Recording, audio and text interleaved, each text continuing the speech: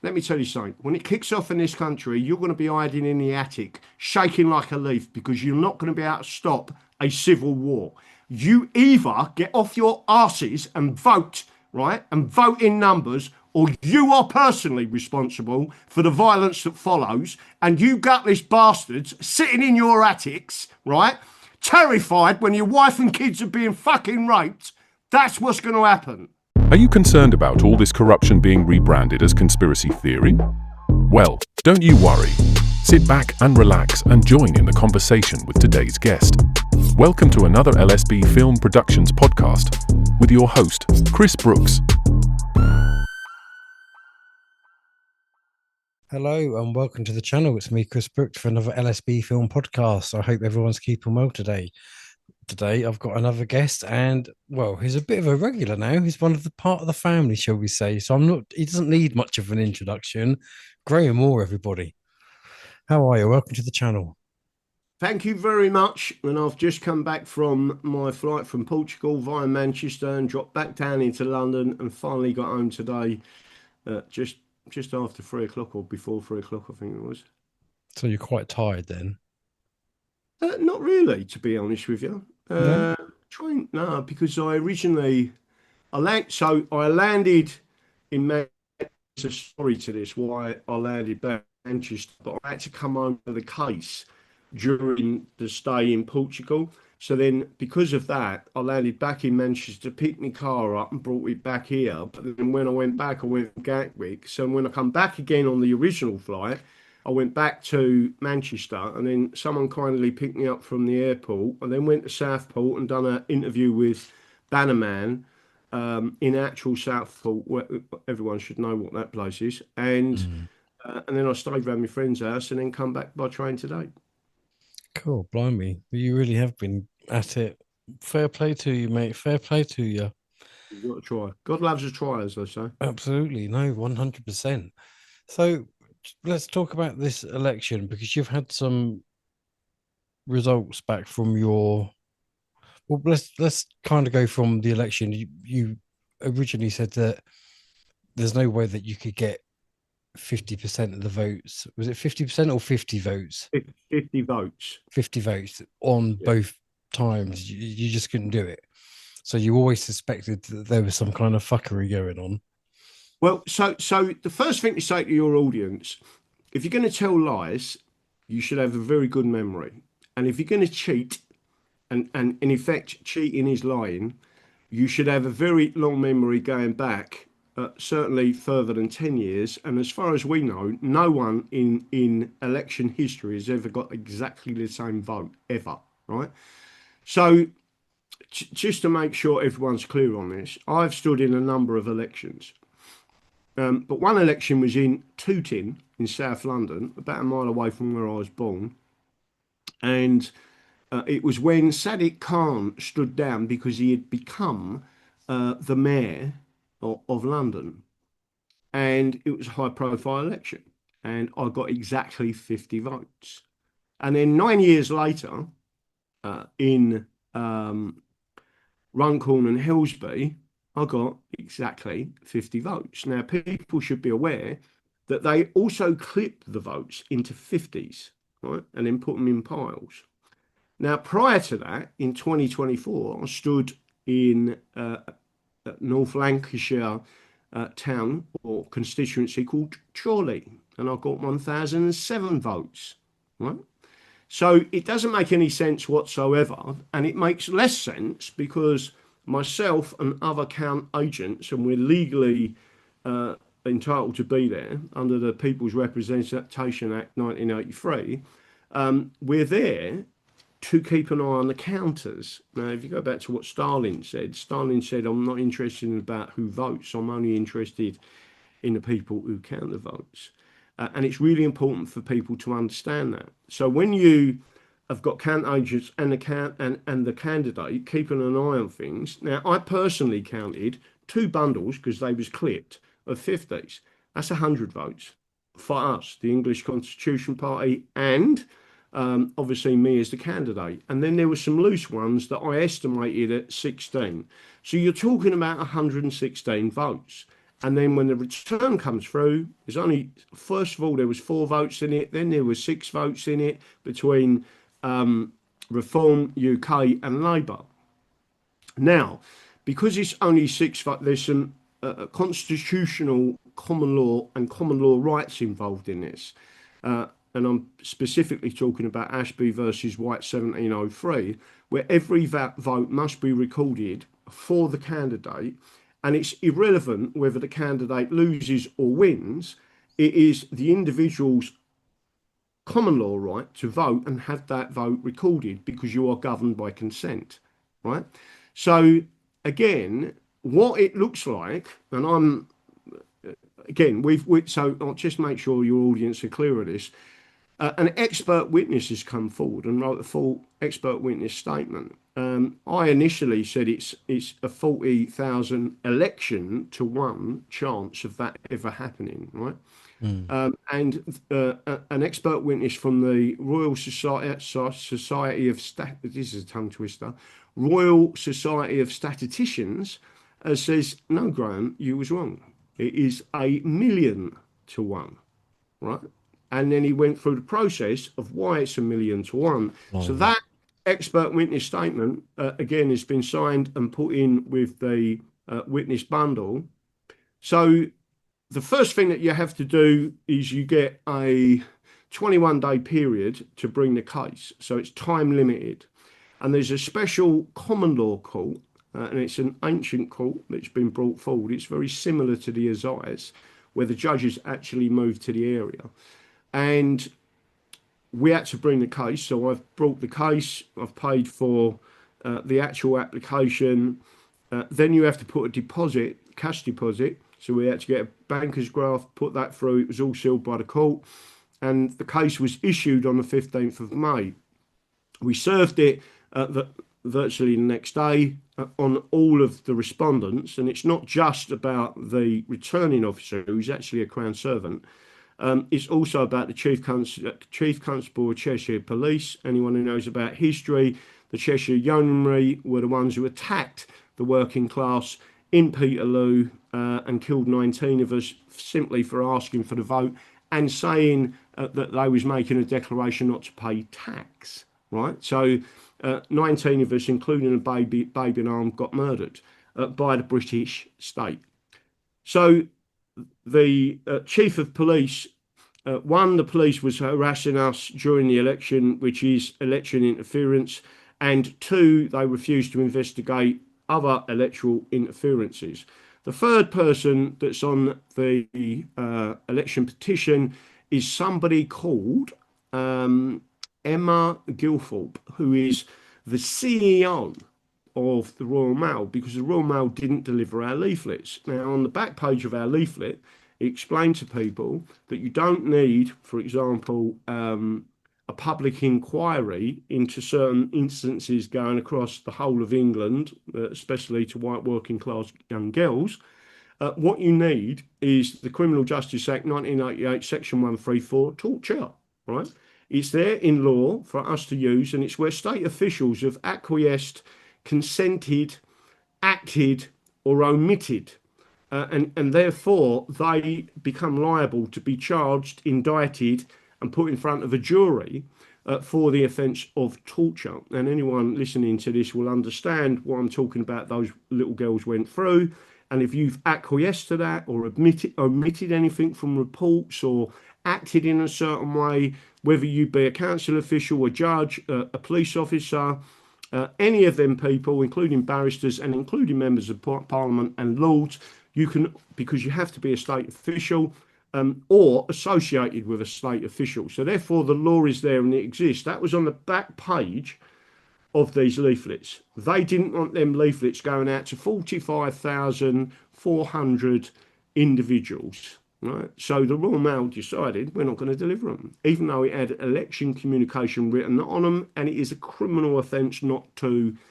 deliver them. They had cost us in excess of £800, and the delivery is theirs. So these other parties get £180,000 to spend on a by-election. We spent somewhere in the region of at £3,000, and now it's cost us even more just to get through the court process, which is now standing at just over 6,100 on top of what we spent on the campaign. So once your That's audience shocking. understands that, it's a lot of money. And we shouldn't be paying for justice, by the way, but we are. Who do you think makes that decision though? Because obviously the Royal Mail itself as a, I don't know, an institution, is it an institution or an organization, whatever you want to call it? Now, government, I can imagine, wouldn't want that getting out. So, has someone, do you think, from higher levels in government seen that and thought, no, no, no, we can't have this? And then they've gone to the Royal Mail and said, you can't distribute that. I think it could be that. It's not. So just to make sure I'm clear on this, the so I'll get back to that point, but it's better to explain to people.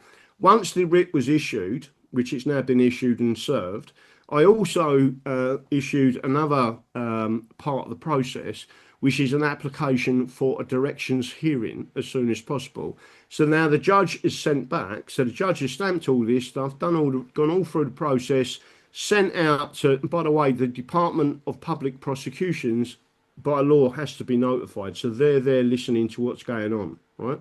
So there is a criminal aspect to this, and they can criminally charge people. So the judge has now made a directions hearing. This has literally just happened for the 13th of June, and that is to decide the court date and the court time and the court place. Now, what they do is they take two High Court judges from the Royal Courts of Justice in London, and they take them and they commandeer a place in Runcorn and Helsby. By law, the returning officer has to advertise the petition, and on the petition, it explains everything that's gone on. So all of the people that voted for us should come along to this trial. It's very important because it's your right to vote. So you've got something called universal suffrage. It is an international and common law right. So universal means you've got passive suffrage and active suffrage. The two parts go together. One is the candidate, one is the elector. So again, what happens, and getting back to your point on that, is now what happens is, by the way, the registrar of the court is a Supreme Court judge, so a law lord, right? This isn't a Mickey Mouse case. This could bring down the government, because what we're doing is, and I'm sure you've heard of someone called Billy Howarth who had a problem in Rochdale. His videos went viral. He has made a statement, and that statement is presented as witnesses. I've been in previous elections, including Batley and Spen, and I stuck up for George Galloway's, not my politics, but it's about the process and elections. And George Galloway never followed it through. And I made a statement for him of what I saw, etc., at that election. But all of that is in this case. Now, if the judges then decide that there is a case, and they're going to order a recount, a manual vote by vote recount in another shire, so a completely different area, and they'll get people, probably independent counters, and just say, right, all we want you to do is count these votes and put them in the correct piles, every one of them. And they'll go bang, bang, bang. We think there is very good chance of that happening, and it could, it will show you. Has that ever happened before? No, not as far as on. So it has. So election petitions have happened before, and election recalls have happened before. But in this case, for example, there was only 6 votes in it. We absolutely know that there was approximately 116 votes. The margin of error was 6 votes. So let's just say 66 votes have been put in Sarah Putin's poll. Then she's not the true return. She shouldn't be a member of parliament. I'm not suggesting that has happened, but the only way you'll know is when they do the full independent recount. Now, if it goes the other way, and thousands of everybody else's votes, so the last election, general election, I stood in, I got 1,007. If someone's took 900 of my votes and put them in a Labour pile, and took 200 of all of the independent candidates, because they've done really well, right? And put them in the Labour poll, and you see the Labour poll going up and up and up by fraud, right? Then how did they win the general Mm. election? Would And you not think it'd be just, I don't know, but I'm just playing devil's advocate, I suppose. Would you not think it'd be easy just to get rid of the voting slips altogether rather than hide it? You know, so, because if they're hidden within another pile, then they can be found, can't they? exactly, and there are elements to this. Let me put it this way: there are a number of things that they can do. I'm not going to go into detail on the show, but there are a number of things. I don't want to give them ideas, but Mm. certainly they've never been captured. Like, go back to the original part of the first part of the interview when I said, if you're gonna if you're gonna lie, you need to be a very good. You need to have a very good memory, right? If you're gonna lie, if you're gonna cheat, cheating is lying. And for you to get, they've already tripped in a big way, right? Their face is already face down in a pile of bucket of what doodah, right? Yeah. Now they have to get out of it. Excellent. It wouldn't be. I mean, I can tell you of another instance. You ever heard of someone called Roger Cook from the Cook Report? Yes. Right. Well, some years ago, he Was he done. the ginger dude? Sorry. Was he a ginger dude? Did he No, have a beard? no, he didn't. He wasn't ginger. He was an investigative journalist, and it was called the Cook Report.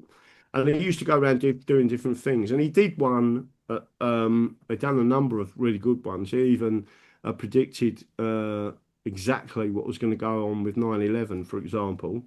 But one of the things he done was something called I think it was called the Devil's Work, and it was a particular instance. And now, just to explain to people what happened, as they needed to shut down his program. He was too close to what was actually going on in the world, right? So what happened was a certain individual who had never had a job in his life suddenly took over Colton Television, bought out the television network, and bought the whole production of the Cook Report, right? And they shipped all of the files, videos, notes, everything to do with the production had been put into a place called Iron Mountain. Suddenly, first time ever, there was a fire at Iron Mountain. And the only person, only area that went up in smoke was Roger Cook's whole series, right? And particularly The Devil's Work, right? And all of the other parts. There was other things about nuclear weapons, etc. There was lots of stuff on there that was very dangerous, and he was getting in, talking to Russian mafia and buying nuclear bombs and all sorts of stuff in suitcases, etc. He had already said about flying planes in. This is in 1998, I believe it was. He said about flying planes into the Twin Towers, right? Just getting too close to the mark. Right. So Bit like Jill Dando. So who was the person, do you think, that bought and took over Colton Television? Oh, no. Can I have a clue? He suddenly became the Prime Minister of the United Kingdom, and his name was Sir David Cameron. Is it Sir David Cameron? Yep. Okay. So A when you big shagger. understand how this works, now have a look at what we're doing. Emma, I'm not suggesting she was involved with any of that, but Emma Gilthorpe, for example, who's the head of the Royal Mail, right? Her Hmm. stepfather just happens to be a very long time, 40-year Tory peer. Right, so it's very incestuous what's going on in the background, and there's certain people who are standing up for your rights, and one of them people is actually on this screen talking to you now, right? So I'm not frightened of the state, right? I know what they can do. I know they're dangerous. Some people have said to me, "You're either very clever or very stupid," Hmm. right? And I said, "Listen, I'm at an age where I'm thinking about our children grow up in the future under a British Soviet system, right? Someone has to stop it. And you know, when you think of our ancestors getting trench foot shot at, being whistled at, and told to go over the edge by persons, nearly swore, person standing in 100, 200 yards behind you. Go over, boys, and if you don't, you're going to get shot in the back of the head, right? That's what they done to our ancestors. We're not going through that. What we're going through is a process of psychological injury and I want people to remember my words, right? Private right injury. It is very important that people understand that term. You have common law and constitutional rights. Forget all this other nonsense in the background, right? That communists are promoting. And the other major thing that everyone out there needs to understand, you must vote. People died for your vote. Look at Peterloo. You're slapping that little girl who died, got bayoneted by the British in the face. We didn't have the vote then. They fear us, the working class, and that's why they captured the Labour Party. The Tories are in effect a uni party with the Labour Party, and you've got to understand what is going on. So the way America is recapturing America constitutionally, they were encouraged to get out there and vote, overwhelm the system. Because when you vote, even if you write, I do not consent, Ashby versus Wright on your ballot, yeah, it has to be counted. And when they count that vote and your votes of I do not consent are higher, it creates a constitutional crisis. So if you don't want to vote for someone like me, I'm a constitutionalist, right? I'm not a politician. And anyone knows me, especially when I've had a drink, which is why I'm looking forward to your event, I'm not a diplomat, right? If I think you're talking SHIT, I will tell you, right? And again, people have to understand something. The communists have demoralised people, and that's the uni party. That means the Tories as well, and people are being suckered into this reform thing, right? Which is the same stuff, right? You've got to understand you have constitutional and common law rights, and that's what we stand up for, the real law, right? And the more people are understanding it and doing it, the more people will understand it is so important that you overwhelm the system with your vote. Even if it's a protest vote of I do not consent, Ashby versus Wright, that is counted to says you do not consent. And again, a lot of people did that in Runcorn and Helsby, and I didn't see one of them in the count. Right at the end, they call you up to a table where you can read them. Normally, we see maybe 100 of them or whatever. In London, there was I think 11,000 of them in total. So it does work, and it is legitimate, but you must vote. Anyone who tells you not to vote is a communist. Right. Well, this brings me up to my next point. Okay. So, what do you say to those people? And I completely understand it, and I've even done videos on it there's a growing number of people now on this bandwagon, and this is something that I think maybe you need to address coming from the point where you're coming from, and that is the birth certificate is a scam. It's what enslaves you into the debt-based system. It's voting is giving consent. Voting and the whole system itself is the problem. It is the beast. How do you, a bit like what Clive says, as far as like the governments and all that are concerned, you're a third class citizen. You're an animal. You've got absolutely. So how do you get people to vote into that system, which is so? So they have spent so long now, at least 150, maybe. Well, I will always say from 1815 onwards, demoralising people. We didn't have a vote at that time. Working class people have now got the vote. All right. The fact that the media is controlled, right, except shows like this, right.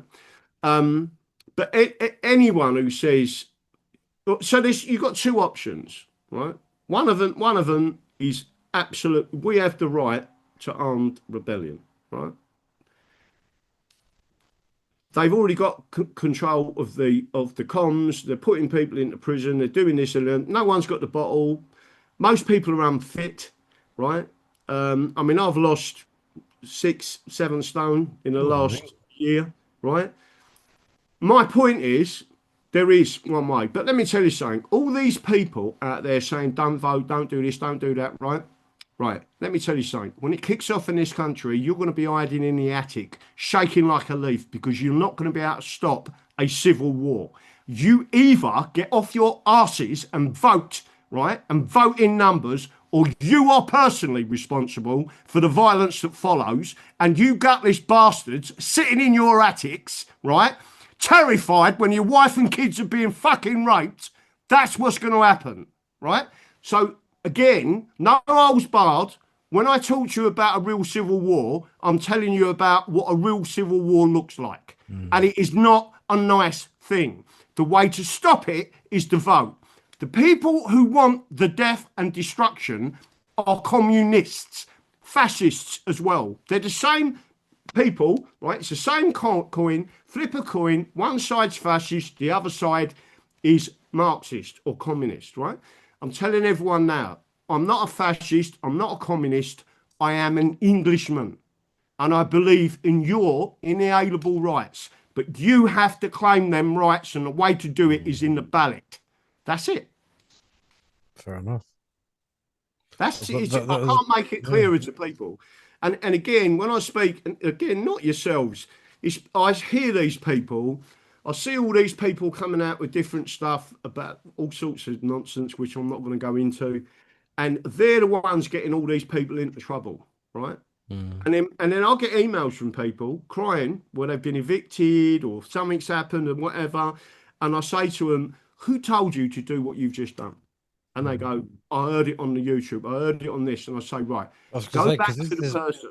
yeah, because this is exactly like you said at the start. You've been interviewed by Bannerman. Well, that's pretty much his bread and butter, isn't it? He's having to go to these Yeah. cover these reports where people are being evicted, and it is because of their going down the route of, If you well, do the what I was saying. Yeah, free man of the land stuff, you need to learn the real law. It takes effort, it takes energy. It's took me takes 30 years. years to get where I am now.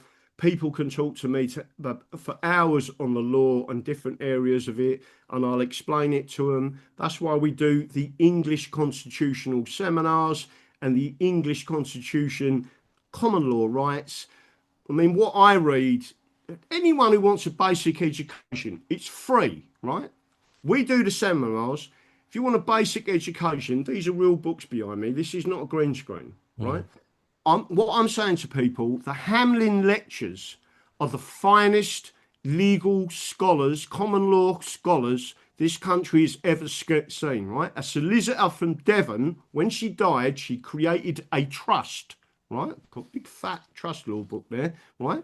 She created a trust, and she created a situation where every year one of the top professionals, the first lecture was delivered by Lord Denning, right? You've got Sir William Wade, right? You've got Lord McCormack, right? From Northern Ireland. You've got all these different people that created this. They've wrote books and lectures on the real law, the jury system. It's absolute history. How many people watching this, they talk about, oh, we want to go back to juries in the Magna Carta. You say to them, really? Do you know when women were allowed to sit on juries in this country? 1919, right? Prior to that, they had no right to sit on a jury. So when people start talking about the Magna Carta, juries, as we know them today, didn't happen for another 180 years. And you've got these people talking nonsense, and most of them are foreign, right? And most of them are not born of English parents and do not understand the culture and the common law of England, which is the ultimate social justice system, bar none. And that's what people have got to stand up for. And the only way you can do it is to claim your right by voting, right? And vote people, right? So just to make sure everyone gets this, right? The English Constitution Party, the brand is England, right? So the English, that's the brand. The manifesto is the English Constitution and your constitutional rights and your common law rights. We don't have whips. We're there to represent you, air your grievances in Parliament or at local elections, right? And there's bigger things coming at the moment. There's discussions going on with some other people. We're about self-determination as individuals and as a nation, but under the Constitution. It's the How purpose. big is your umbrella? First of all, how big is your umbrella? And yes, English, but obviously when it comes to elections and voting, that's a English Wales. It's not just the English. So how would the Welsh benefit from voting for the English Constitution Party? Well, that is an excellent question because I get asked quite a bit. A lot of people believe that because their one grandparent was Scottish and the other one was Welsh, that makes them British. No, it doesn't. The British Nationality Act in 1983, not 1981, sorry, makes you it gave you a legal fiction. Legal fictions do exist, right? But you must use them in the right context. So just to make sure you're aware of this, we have got people in our party that are Scottish and live in Scotland. We Okay. have got people in Wales that are members of our party, right, and live in Wales. The difference between Scotland and England and Wales, right? So England and Wales, and it want nothing to do with us or me or you. In 1536, they become. By the way, it was an English king with Welsh heritage that brought Wales into England. So they shared the common law of England. Scotland is Roman law jurisdiction, a different, completely different legal system. Right? Ours is the best legal system in the world, exported to most of the Commonwealth countries, including the United States of America.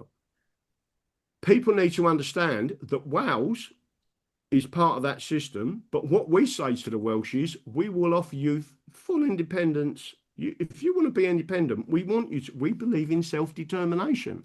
So the Scots understand that and said, that's what we want. We don't want all this Alba, SNP and attacking the English. We go back to being a brotherhood of nations, which happened in 1603 with the Union of the Crowns.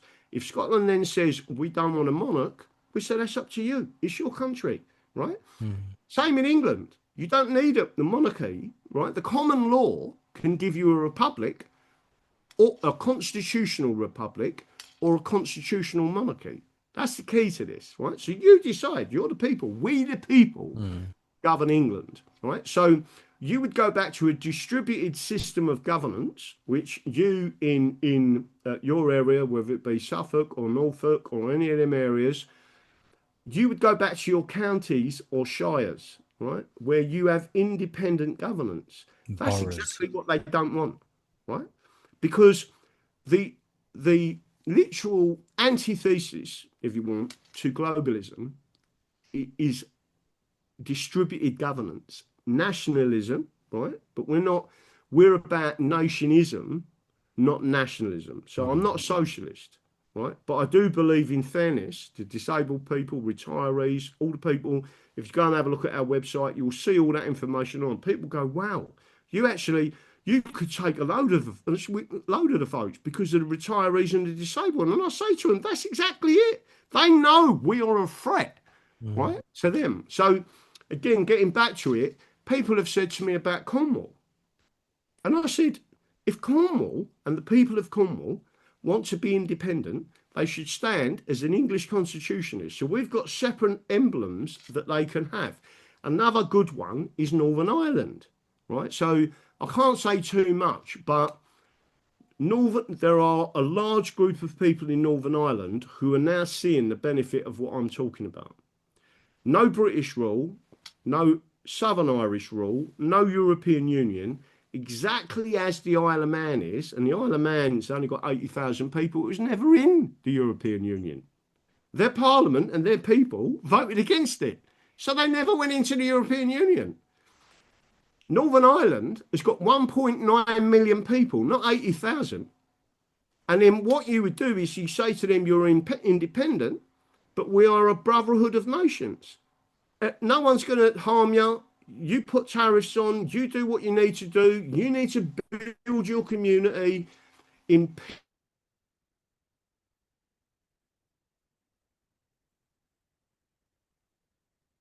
You're frozen. pagans.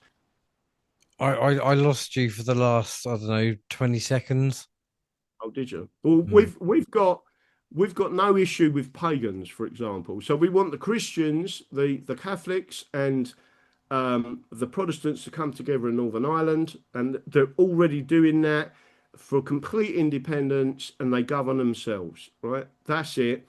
Cornwall will govern itself. Scotland would govern itself, and England would be independent shires and counties again, with distributed governance to district councils and to parish councils. So again, it's about re-engaging people, and mm, you all come forward and do it. So I've yeah. got some great books here from. We're now going to try and talk people in like our community into voting or wanting to have like a referendum, I suppose, about returning back to being a borough.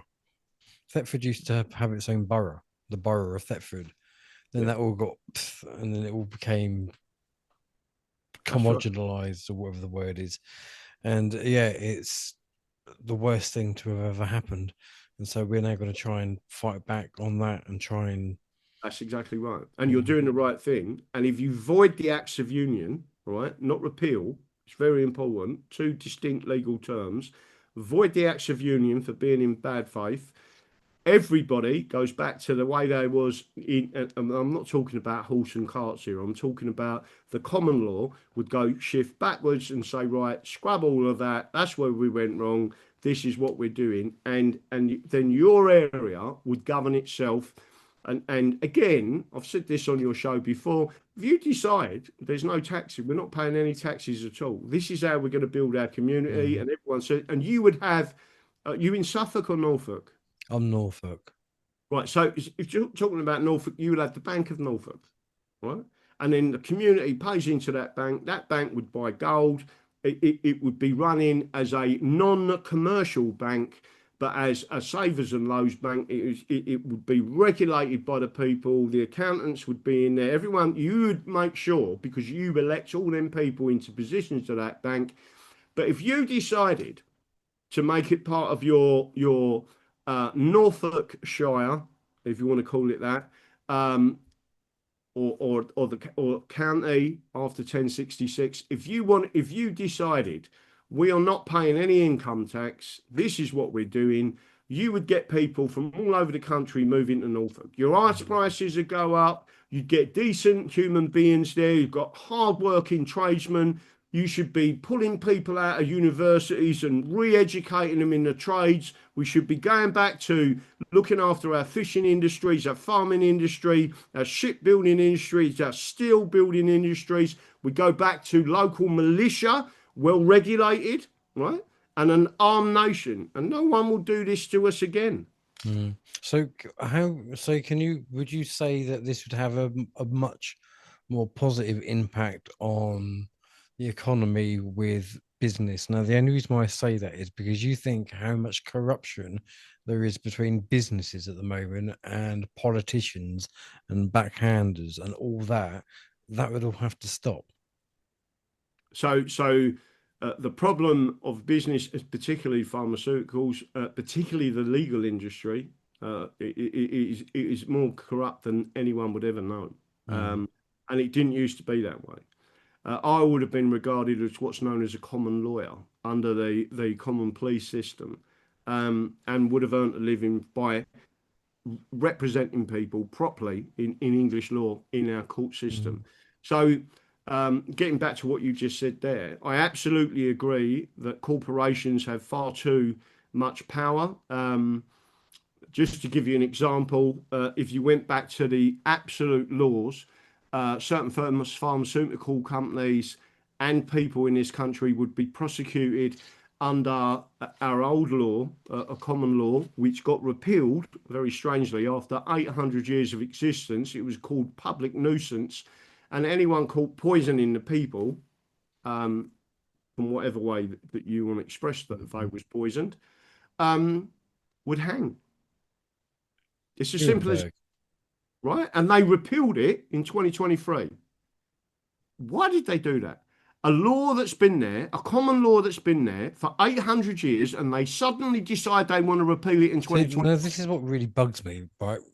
My own personal opinion is this: we need to do away with everything legal and only operate with lawful.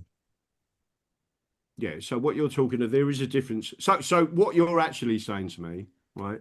And I'll put it in a proper context, right? Administrative law is unlawful and it is alien to the English and the English common law. And it's all Administrative law, consensual as well. well, administrative law is a different form of law. It comes from the European Union. It's known as Napoleonic law or Sharia law, whatever you want to describe it as. And the Scots have that type of legal system as well. The English do not have that. They have the common law and common law jurisdiction, which is completely different to the administrative. The administrative system is being imposed on us and we was never asked. So our legal system is a common law system. I totally agree with you. The way to phrase it, legalese is administrative law, right? Yeah. The And law that's of the what's land tied to your is the birth common. certificate. Well, the birth, so there are, I mean, I could point you to a video from a very good historian in America, right? The birth certificate, you do need to know how many people, and by the way, you don't have to have a birth certificate, right? Most No, people but they threaten you, don't they? Oh, you'll be well, fined if you don't. so the problem is people are ignorant of their rights. Mm. Right? So a lady I was out in Portugal with, both her children now 7 and 8, I believe they were, or 8 and 9. Neither of them would be jabbed. She didn't even allow them to stick a little prick in their heel to get their blood type. She said, "You ain't touching my babies," right? And they never Yeah. touched them. You can ask, and some people who know the common law in this country, particular travellers, right? They have something called, instead of getting a birth certificate, they have something called a certificate of life birth. You still need something to understand how many people are in this country, how many people live in a particular area. Even if you're moving about, they won't track you, although they do with mobile phones now. But there are plenty of laws that assist you. And the problem, I was talking to someone in Canada, having a legal discussion with someone in Australia that have, I think his name's Rod Hatton or Catton, and another really lovely lady called Dawn in Australia. And I was talking to someone in Canada. Now, Alberta have got an independence movement, and their flag, independence flag, is the English flag at the top, right? So they understand the importance of the English common law, and they don't want to be part of the British system anymore, right? The British system is colonising. The English system was dominions, and there is a difference, big difference. The point I'm trying to make to you is the Canadian guy said to me, what we need is constitutional literacy. And I said, that's why they removed it from the education system, because the Constitution is powerful. It is the foundation of our laws. Our common law built the Constitution. And then once people understand what it is and how it is, they'll understand it. People out there who say statutes are not law, right? Of course they're law. But they're consensual law, aren't they? So a statute, just to make sure everyone understands this, right? And I'll go back to the Magna Carta. If you build a case on the Magna Carta, you've got a pretty weak case, trust me, right? But it's a very important part of our Constitution. Prior to the Magna Carta, you had the Charter of Liberties, right? And it was because they let everyone down. They went at him again and said, "No, we're not having it, right? You're gonna seal this." And even though it was done at a point of a sword, when I hear all this nonsense about it was done under duress, we had something called deed of battle, right? And therefore, it was perfectly lawful, and it was lawful up until the 1800s, right? So people need to understand the law in detail, the legal history. So getting back to the point of statutes, the original statutes, right, are the charters. A charter and the Magna Charta is a statute because it was made by king and council. They expanded the franchise and then started pulling us into the Commons, right? And that's when you get the Statute of Westminster 1275. Once you understand the history, it all starts to make sense. But it's these people that are jumping in and doing all, and they don't get it. No, They've I never suppose it's understood. because acts and statutes since then have been made by corrupt people, Absolutely agree. and that's the problem. And it's only us plebs that live by these ridiculous rules. Because if you've got money, you can do what the fuck you like. Right. So we've got a saying, right? The English have rights, the British have rules. So rules are made to be broken by the hierarchy. That's the Roman system, right? And the British system is an extension of the Roman Empire. Once people understand what's going on in the background, they understand how it all fits together, right? People out there must start get rid of the British flag, right? It represents a British political union, and we represent our nation, our ancestors, and it is for us to pass the eternal flame of freedom on to our children, not to extinguish that flame, which is what these people are doing now, and especially by not voting, right? So is that the distinction then? Sorry for cutting in mid flow, but I've always wanted to know what the distinction is. So Great Britain is a political union, for where the United Kingdom is a corporation, is a business. Is that the distinctions? So corporations have been with us for hundreds and hundreds and hundreds of years, even in Magna Carta times. I mean, when you issue a charter, you're in effect incorporating a town, right? And what you're doing by incorporating the town, the king was given a stamp to say you can govern yourselves as long as you give me, I don't know, whatever shillings a week out of it, right? But you govern yourself because I trust you to do that. You understand the people's rights, right? So we had constitutional rights covering England, right, and in different areas, right? So just to make sure people should be aware of this, Great Britain is called Great Britain, and by the way, Britannia is the Roman name. The original name of England is Albion, right? And some people called it Alba, but the original Britannia, right? So the Romans and including Roman Catholics and particularly the Jesuits considered Great Britain and the British Isles to be a province of the Roman Empire and the Roman Catholic Empire, right? We broke away from all that. But my point to you is Great Britain is called great because it contained three nations. Three nations. And I'm talking about the island of Great Britain, not the British Isles, which is Ireland and the other little islands dotted about. I'm just talking about the main island, right? So the mainland of Great Britain. The reason why it was called Great Britain is because it contained three nations, which made it a great island. That's why it was called Great Britain, right? The Union of the Crowns, which was non-political, happened in 1603, right? It was not political. Scotland had its own parliament, completely own parliament, right? And in having its own parliament, it had its own legal jurisdiction, which is a Roman law, right? England had the common law, which is completely the reverse of the Roman law system. It's a non-administrative law system, right?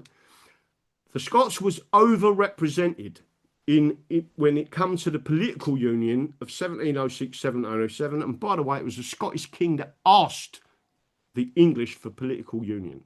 And that's all in the records of the Selden Society, one of the oldest legal historians in the country, right? King Charles III is the patron, and the Lady Chief Justice is the executive or the president, right? So these people have got that history. I've read that. I've read the original archive of the Scottish king asking to become a political union. What they did then was they brought the Scottish MPs overrepresented into the English Parliament, and that's when it all started going pear-shaped. So the British flag represents a British political union, no different to the flag of the European Union with the stars going around it, no different to the Soviet Union. And remember, Joseph Stalin was the commissar of identity. He erased Russian, Polish, blah, blah, blah, blah, Bolshevik, or whatever they were called, Belarus, right? And he created a national identity for the political union of the USSR, and he called it Soviet, right? And if you stood in front of a Soviet judge and said, I am Russian, right, they would send you to the Gulag, which is exactly what's going on with the English now. You cannot even speak of England in this country, and if you do, you're called a racist. Far right. You're far right. All of those things. It couldn't be further from the truth. And when I was out in Portugal, we were sitting in a bar with all these different people, right? Germans, Portuguese, Welsh, English, all the different nationalities. And in the bay, there was all the different flags of the French, etc. And guess what? When we was in a working class bar, we was all getting on with each other, right? It is the political union that's causing the problem. Oh, 100%. Nobody wakes up and says, you know what, I really fancy a good fucking war today. Yeah. You know, nobody wants to go to war.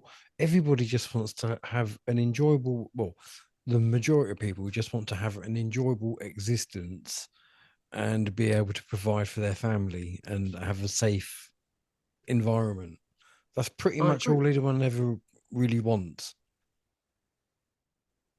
So think of people that are currently. I got into a Twitter spat with someone. They blocked me, right? And they said it was talking about Ben Harrison, and I said he's got no right to be a politician in England. He's not English. And they went, now you're having a go because of his skin colour. I said, who mentioned skin colour? You did. Stop race baiting me, right? The Constitution states to be a member of Parliament, House of Lords, a police constable, or any position of profit, right? In England, Acts of Settlement 1701 states you must be born of English parents, plural, right? Now, if you was to move to England and you then become English, you swear allegiance, your original allegiance is not to England, but your children, if they're born here, they cannot be members of Parliament, but your grandchildren can, right? As long as the parents were both born in England, right, and are English, then you could, right? So then this person was saying that's racist. I said, well, do you know why we brought it in history? And they come back and said, no, why was that? I said, because the Dutch and the Prince of Orange started putting in Dutch people who were the same race as us, and they started robbing the country and taking away our rights. So they stopped it with that law, right? It's nothing to do with race. It's about culture, and it's about the English common law, which was different in the European. Culture and preservation. It is self-preservation. And again, there are injured. I mean, my history traces back all the way to a Norfolk night, believe it or not, right? Well, I'm 97% English, right? From my DNA. It wasn't me, I'm a twin. So my twin had the DNA test, which I said, don't do that. And went and done it anyway, right? And it came back as 97% English. So when people start saying to me, oh, we're all the same, we're not all the same, right? And It's there's funny a great if you had it and you was only 3%, wouldn't it? Well, again, it would have been funny, especially if they said to me, you're Italian or you're German. And again, the Anglo-Saxons, the Angles and the Saxons were German tribes, right? So I've got no issue. I was speaking to a really lovely 70-year-old German captain. He'd been 40 years in the Navy, you know, captain of big ships and all that. One of the loveliest fellows you've ever met, right? Sitting there having a beer, having discussions about anything without any political correctness, you know, a Portuguese guy. And it was funny. So I'm sitting in a bar in Portugal, a working class bar, and a guy's listening at the bar talking to me, comes up with a beer and said, I used to watch you on YouTube.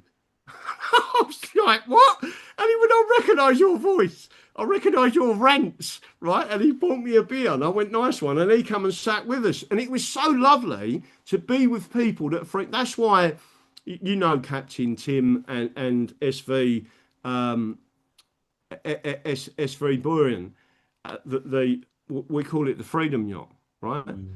And then Tim was talking to me about you don't need a passport to travel. And then I've got my fundamental constitutional book, Hammond in Lectures, Sir William Wade. It's got a whole 2 or 3 pages on exactly that. Guess what, people? You don't need a passport to travel. It's a common law right, right? And Exactly. what he says in that book is people need to be educated on their constitutional and common law rights, but they're not. But doesn't this also apply to driving? And this is where we get into the legal and lawful again. And like you just refer to somebody as a person. Well, a person is a government entity. A person is the person is your fictitious entity that they stick on you. That's the thing that gets all the bills in all the full caps. That's the problem. The answer to that is I don't get involved with any of that, right? No. The simple reason is because I stand in front of real judges and talk about the real law, right? So during lockdown, right, Mhm. we had lots of these cards made up, right? And there's a load of these Yep. on the boat now, right? These are real cards, right? Bill of Rights, 1688. The Constitution is the solution, right? And on the back, it says this. I don't know if people can read that on the screen, right? My constitutional statutory rights are not affected by the regulations brought under the Public Health Control of Diseases Act 1984 or the Coronavirus Act 2020 by order of the Bill of Rights 1688-9 www take back control.vote. That's it, right? Now, people, again, were using these cards during lockdown, showing it to the police, and the police was walking away from them because they was getting it on camera, exactly what that said. And they were saying to the police, read what it says. Mm. And the point is, we had a number of people that had £10,000 fines, all dropped, completely dropped, the whole See, lot. that's really good. And I'll tell you another, and I don't know if how this ties in with what you do or whether it does or not, I don't know. But it seems to be garnering results. Have you heard of Cabby? Who? Cabby, the The only one I've heard of is Andy the Gabby Cabby. no, but shout out to Andy anyway. No, the Community Assembly of the British Isles. I think I've heard. So I don't want to say anything negative towards them. I absolutely believe in shires, independent shires and counties again, right? Going back to our traditional. So what I'm talking about is we will lock, stock, and barrel go back to 1706, right? So whatever existed then would come straight back at us, right? And we, the people, would take back control of our nation and Mhm. get rid of all these crooked politicians. The political party system is corrupt to the core. So, what you're talking about with that, I'm fine with it as long as they are constitutionalists and there's none of this free man of the land nonsense. I'm a No, I living don't man. believe they do the free man and the land stuff. No, because Um, that's what gets people but into the trouble. reason why I brought them up is because you said about the police and they walk away. Well, they've had similar success where members of Cabby, the police have spoken to whoever it is at Cabby, I don't know, I can't remember, and the police have walked away because you're a private members association. You're not in their jurisdiction now, so the But police walk away. if you want me to tell you a funny story, when during lockdown, we went to Runnymede, and there was I don't know how many of this was there, maybe 200, and we was at the jury memorial, and we was all sitting down and going through everything, and we also went up to. So a lot of people don't realise that there's a JFK memorial there, and 3 acres of land was given by the Queen and Parliament, lock, stock, and barrel, to the Americans, right? And it is an enclave of the United States of America. It is under the American Constitution completely. It is an enclave of the United States of America, right? So some police come up to us when we was at the jury memorial, and they said, "What you doing here?" And they had their masks on. We said, We're here paying our respects to JFK, and we're doing this. Why? Well, it's all on video, by the way. I think it's the first video on my Rumble channel. And then they say, well, because of these regulations, no, I said, we're not interested in your regulations. We're not interested in you. Have I committed a crime? And he went, well, these regulations. I said, I'm not interested in that. Have I committed any common law offence? Have I committed any crime, statutory offence or otherwise? If not, leave this alone, right? And in the end, the coppers walked away. And as they walked away, there was about 5 or 6 of them. And they got called because we had English flags. Someone said there was a group of racists at Runnymede, right? It's disgusting, right? And then one of them turned round and saluted us and put their thumb up, right? Really? When the other ones was walking away, one of them turned around, saluted us and put their thumb up, right? Was that on camera? No, that wasn't. Well, actually, it might have been on camera. It might, but that part of it might be on camera. And then we went upstairs. This was even funnier. We've gone up to the stairs to the top, and we're saying a prayer for JFK and Donald Trump, by the way. A lot of ex-military was there as well, and some armed police decided to come up. Right? So one of our members who just happened to be long-term in the military, I won't say his position, and he walked up to the police officers and he looked them up and down. He said, "You haven't polished your shoes." Right, and he was literally, like a sergeant major. Well, you look an absolute disgrace, and you wear the Queen's uniform, right? And he was literally tearing them off, right? Then he said to them, "Why are you here with firearms?" And they went, "We've just come up to see." And he said, "You're out of your jurisdiction. This is covered by the American Constitution. Leave," right? And off they trotted. That was it. They went. Right, but they knew, but not many people know that Runnymede, 3 acres, not the whole of it, 3 acres, and it's nothing to do with the Magna Carta Memorial, which is a separate, that is paid for by the American Bar Association, the upkeep of it, etc. But the actual JFK Memorial, 3 acres of Runnymede land and that memorial is under the American Constitution. So technically, American land on British soil. Absolutely. But it's not British soil, it's American soil. Yeah. It's covered by the American Constitution. Aren't things like the Lakenheath and Mildenhall bases, aren't they still governed by America? I think they're pretty much. I used to be in telecommunications. There's some very strange bases in this country, I can tell you that now. And funny enough, there's one of them in Norfolk. And every bit of communication in this country goes through that base. Every single bit of it. The only thing that doesn't is the carrier pigeon. Marham?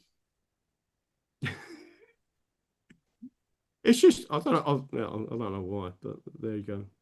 It is a mad one. Oh, there you go. Well, listen, I've really enjoyed our conversation. I'm knackered. I've had a headache all day. I took some headache tablets earlier, so I'm a bit drowsy. So I'm going to bed because we're also off to the seaside tomorrow. Oh, good. So yeah, it is Great Yarmouth we're going to, because the weather's supposed to be crap. So we thought, fuck it, arcades. Can't be arcades, can you?